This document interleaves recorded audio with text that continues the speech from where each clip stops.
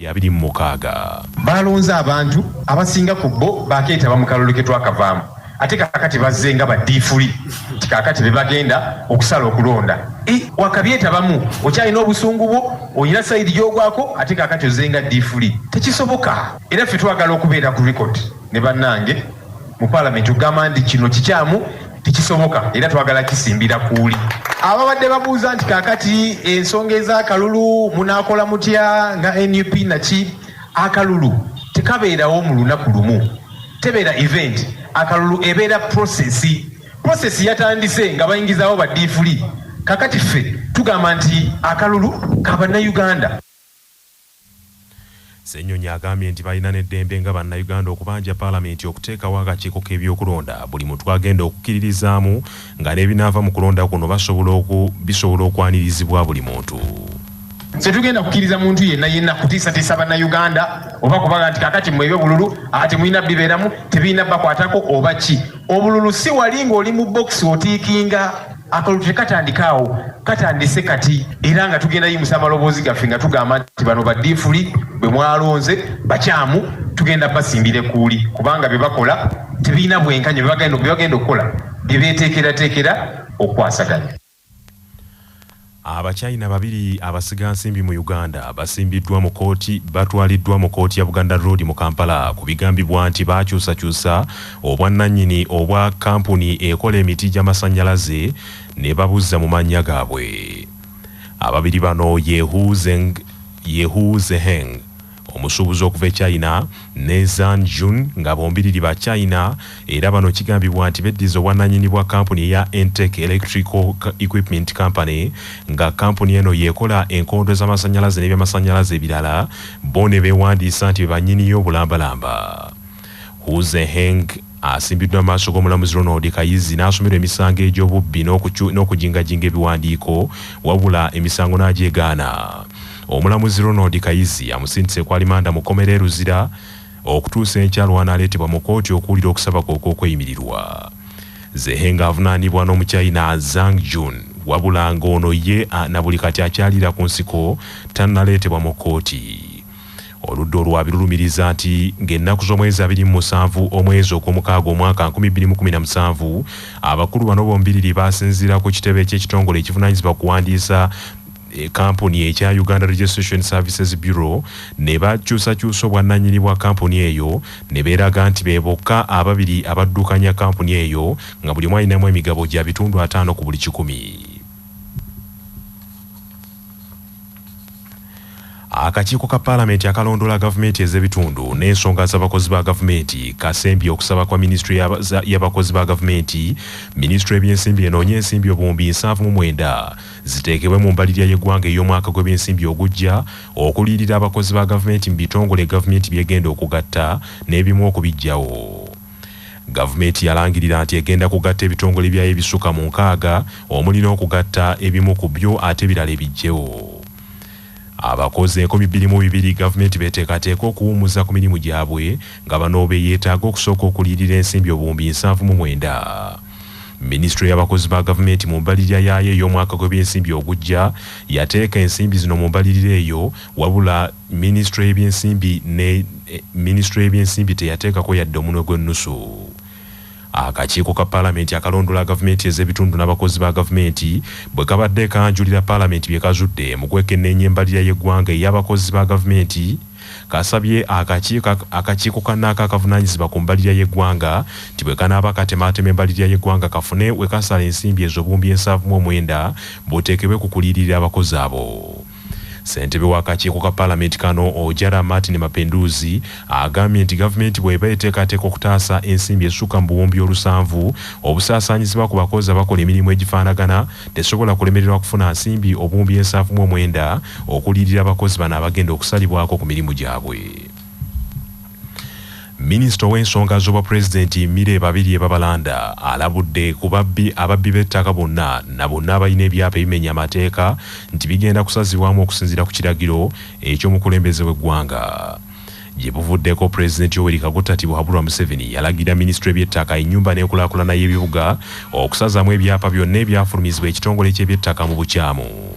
Babalanda asinzidde mu nsisinkano n'abamu ku bantu mu bitundu bye Walukuba n'okubakunga nti beetabe mu bikujjuko eby'ameenunula g'ekibiina ky'NRM eby'omulundi ogwa38.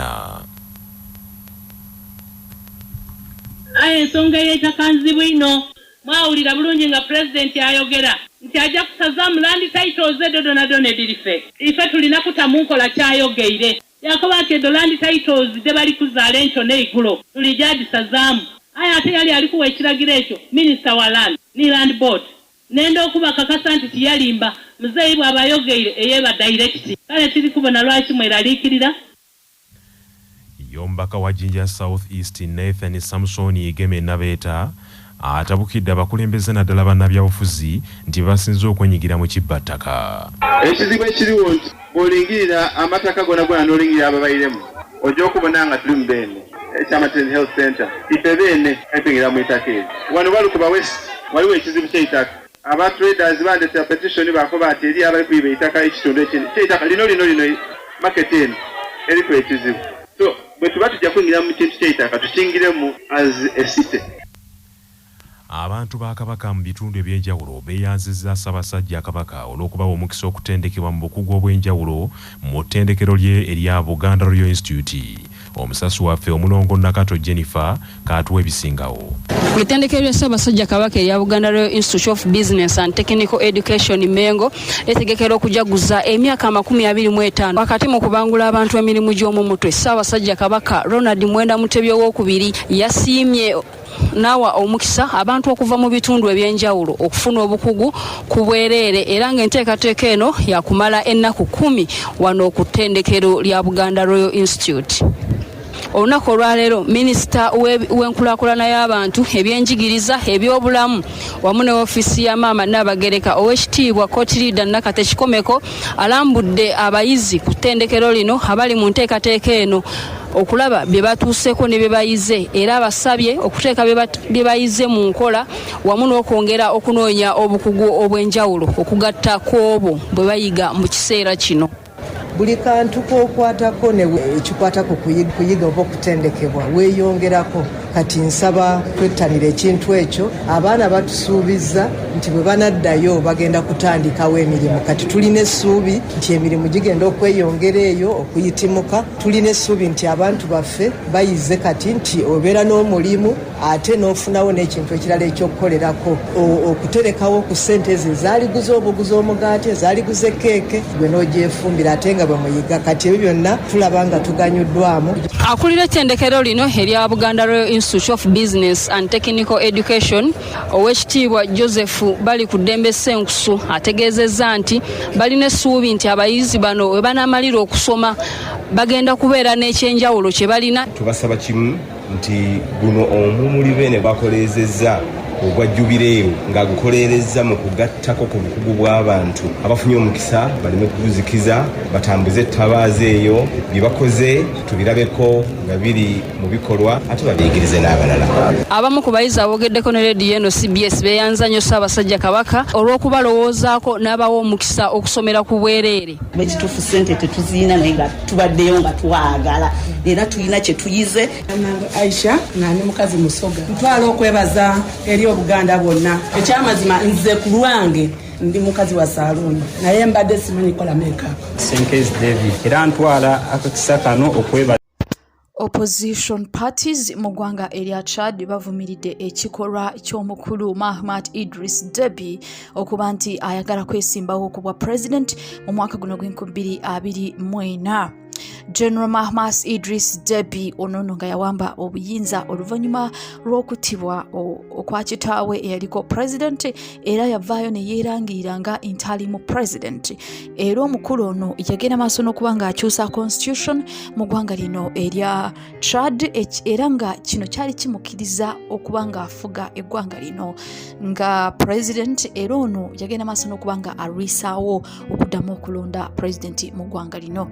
Kakati ku television broadcast Saturday, Mahamat Zeni Bada ono yaliko secretary of Chad's former ruling Patriotic Salvation Movement oba MPS party yavuddeyo n'agamba nti Mahamat Idris Deby oyo ye candidate gwe balina era pate gwegenda maaso n'okubanga esupportinga.